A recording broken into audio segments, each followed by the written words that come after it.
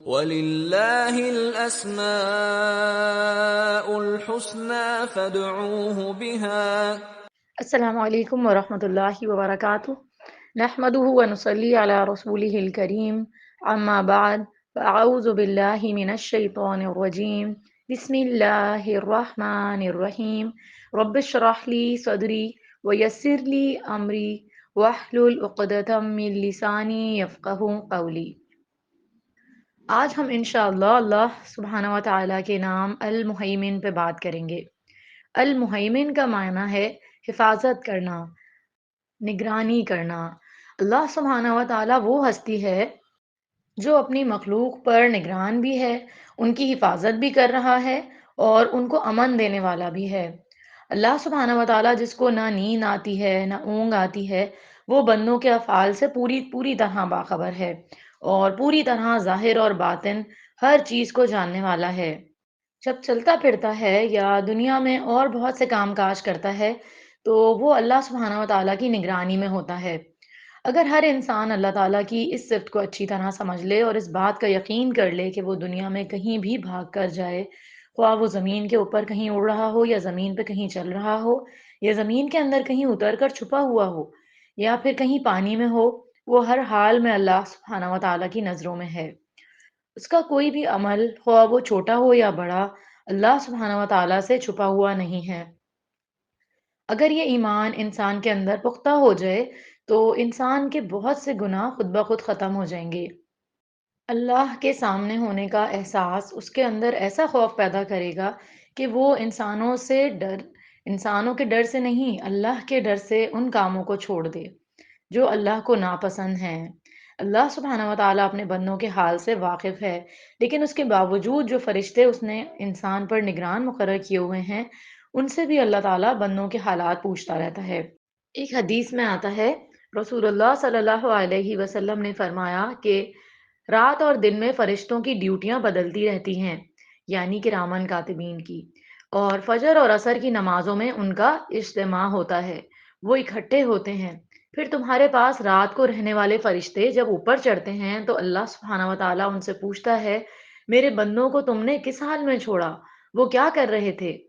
وہ جواب دیتے ہیں، جب ہم نے انہیں چھوڑا تو وہ فجر کی نماز پڑھ رہے تھے، اور جب ان کے پاس گئے تب بھی وہ عصر کی نماز پڑھ رہے تھے۔ اللہ سبحانہ و تعالیٰ اپنے بندوں کی نگرانی کرتے ہوئے، اپنے بندوں کا خیال کرتے ہوئے ان پر اپنی خاص رحمت فرماتا ہے۔ پھر اسی طرح اللہ تعالیٰ اپنے بندوں کے غموں سے بھی آگاہ ہوتا ہے کہ اس وقت بندے کے دل کی کیا کیفیت ہے، وہ کس پریشانی کا شکار ہے۔ اللہ تعالیٰ بندوں کے دلوں کے حال سے خوب واقف ہے۔ پھر اسی طرح اللہ سبحانہ و تعالیٰ بندوں کے قولی عبادات بھی شمار کرتا ہے۔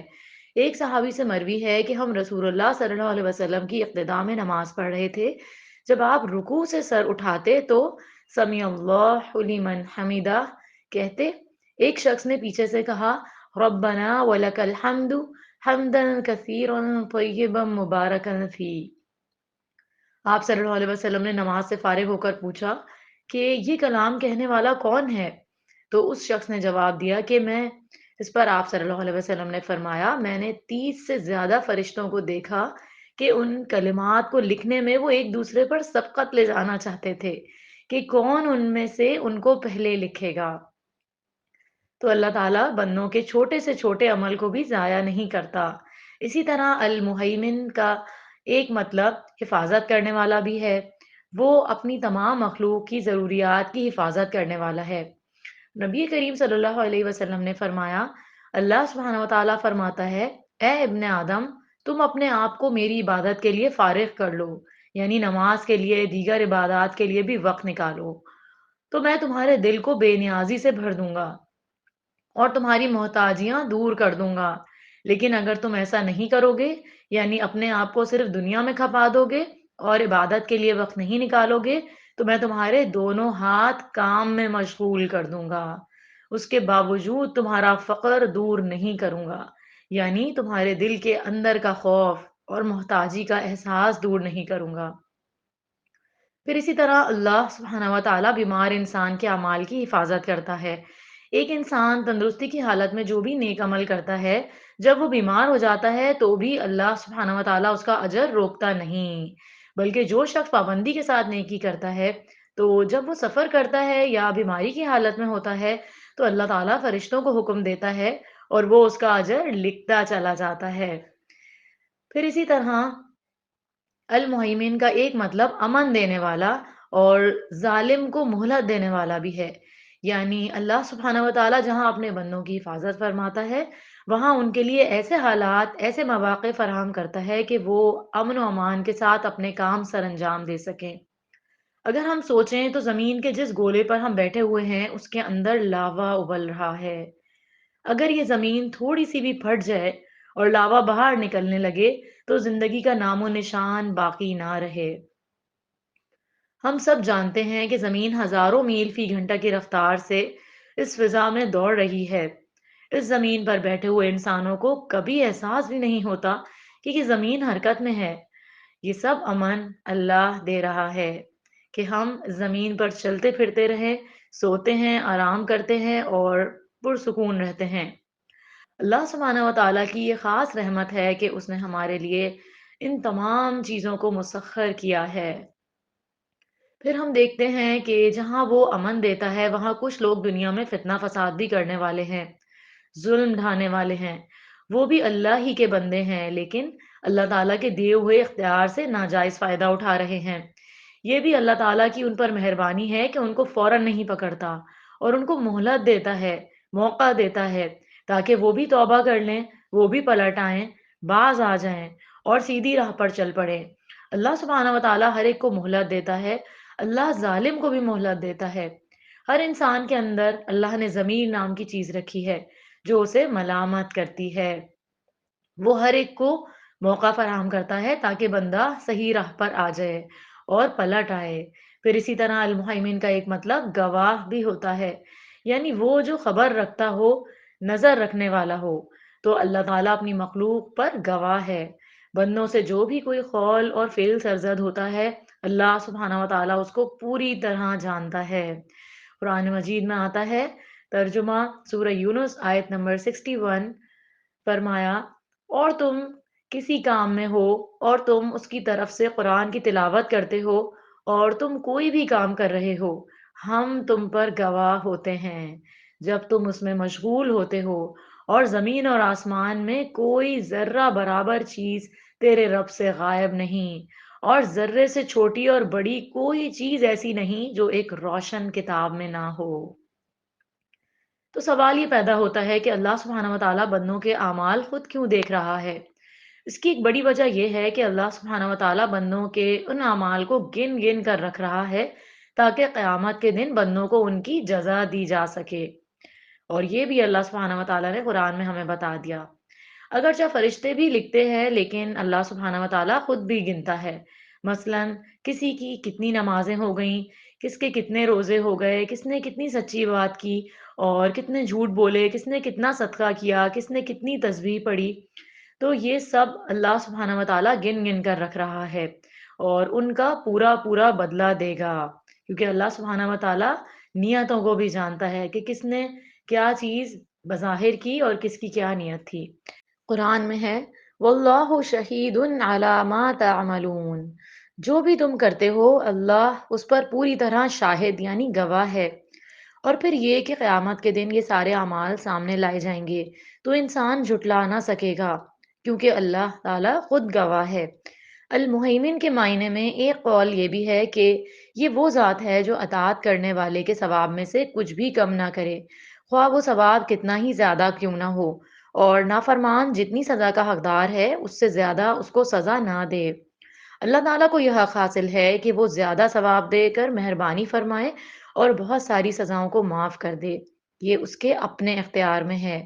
تو المہیمن جو ہے امن دینے والا ہے اور بندوں کی حفاظت کرنے والا ہے، ان کے حقوق کی حفاظت کرنے والا ہے، ان کے اعمال کے اجر کی حفاظت کرنے والا ہے۔ اس لیے اس بات کا ڈر نہیں ہونا چاہیے کہ وہ بندوں کا کوئی بھی عمل ضائع کر دے گا، الا یہ کہ انسان خود ایسے کام کر کے اپنے اعمال کو برباد کر دے جن کاموں سے اللہ نے روکا ہے۔ ہمیں ہر حال میں اللہ سبحانہ و تعالیٰ سے اچھی امید رکھنی چاہیے اور اس سے دعا کرتے رہنا چاہیے اور اس کے ہر نام کے ساتھ اس کو پکارنا چاہیے۔ انسان ایک دن کے اندر مختلف حالتوں سے گزرتا ہے، اور اگر اللہ تعالیٰ کے ناموں کی پہچان ہو تو جس وقت جس حالت میں اسے اللہ تعالیٰ کی کوئی خاص صفت یاد آئے، اس کا کوئی خاص نام یاد آئے، تو اس نام کا واسطہ دے کر اس نام کے ذریعے سے اللہ سبحانہ و تعالیٰ سے دعا کرنی چاہیے اور اس کا ذکر کرتے رہنا چاہیے۔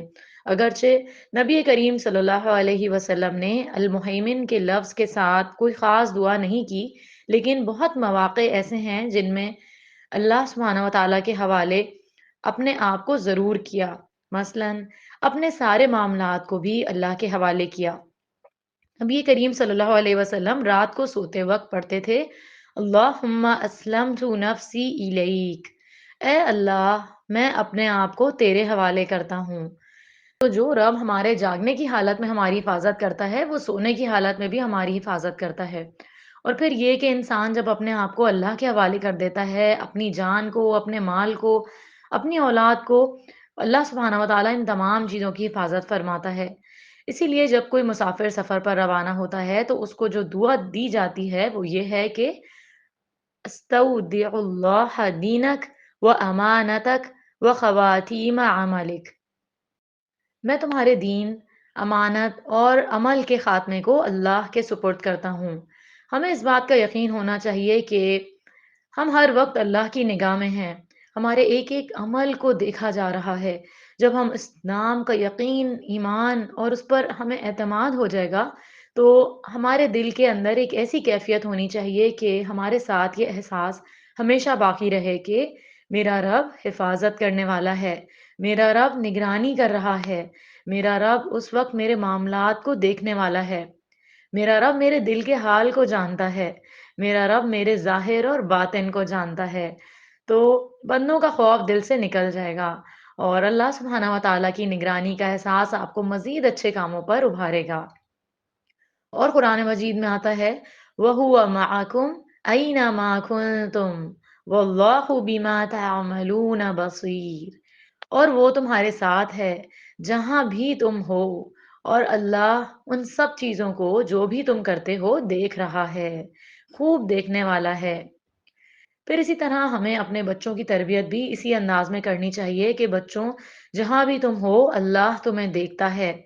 قرآن مجید میں آتا ہے کہ لقمان نے اپنے بیٹے کو وصیت کی تھی، ترجمہ: اے میرے چھوٹے بیٹے، بے شک کوئی بھی چیز اگر رائی کے دانے کے وزن کے برابر بھی ہو، زمین میں ہو یا آسمان میں، تو اللہ اس کو لے آئے گا۔ بلا شبہ اللہ بڑا باریک بین، پوری خبر رکھنے والا ہے۔ اسی طرح انسان کے اندر اس صفت کا احساس احسان کا رویہ پیدا کرتا ہے۔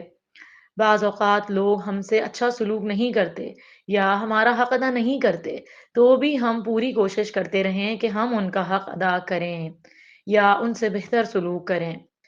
جو شخص رب کی اس صفت پر یقین رکھتا ہے وہ بندوں کے رویوں کے تابع نہیں ہوتا، وہ ان کے ساتھ ہر حال میں اچھا کرتا ہے، کیونکہ اس کو اندر ہی اندر اس بات کی خوشی ہو رہی ہوتی ہے کہ میں اچھا نہ کرنے والوں کے ساتھ بھی اچھا اس لیے کر رہا ہوں کہ اس وقت میرا رب مجھے دیکھ رہا ہے، وہ میرے اعمال کو گن رہا ہے، وہ ان کی حفاظت کر رہا ہے۔ مجھے بندوں سے تو کوئی بدلہ نہیں چاہیے، وہ ان کے اعمال کو ضائع نہیں کرے گا، وہ ان پر پورا اجر دینے پر قادر ہے۔ تو یہ چیز انسان کو ایک خوبصورت انسان بنا دیتی ہے۔ جب انسان اللہ کی حفاظت پر یقین رکھتا ہے تو اس کے دل سے بہت سے خوف دور ہو جاتے ہیں اور وہ مطمئن زندگی بسر کرتا ہے۔ پھر اس کے قول اور فعل میں تضاد نہیں رہتا۔ ایسا شخص اللہ کے فیصلوں پر راضی ہو جاتا ہے، ایسا شخص اللہ کو اپنا نگران تسلیم کرتے ہوئے نیکی کے کام کرتا ہے اور گناہوں کے کاموں کو چھوڑ دیتا ہے اور تنہائی میں بھی غلط کام نہیں کرتا، اور ہمیشہ ہر دم اپنی سوچوں میں، اپنے خیالات میں بھی نیکی کے کام کرنے کے منصوبے بناتا رہتا ہے۔ تو اللہ تعالیٰ سے دعا ہے کہ وہ ہمیں یقین عطا فرمائے اپنی صفات پر، تاکہ ہماری زندگی بہت خوبصورت ہو جائے، کیونکہ اصل خوبصورتی دل کی خوبصورتی ہے۔ اگر دل کے اندر یہ احساس ہو جائے کہ میرا رب میرے ساتھ ہے اور ہر چیز کو دیکھ رہا ہے، تو پھر اسے بندوں کی پرواہ نہیں رہتی۔ اللہ رب العزت ہمیں بھرپور یقین عطا فرمائے اور ہمیں باعمل مسلمان بنا دے۔ آمین یا رب العالمین، وآخر دعوانا ان الحمد للہ رب العالمین، سبحانک اللہم و بحمدک، اشهد ان لا الہ الا انت استغفرک و اتوب الیک۔ السلام علیکم ورحمۃ اللہ وبرکاتہ۔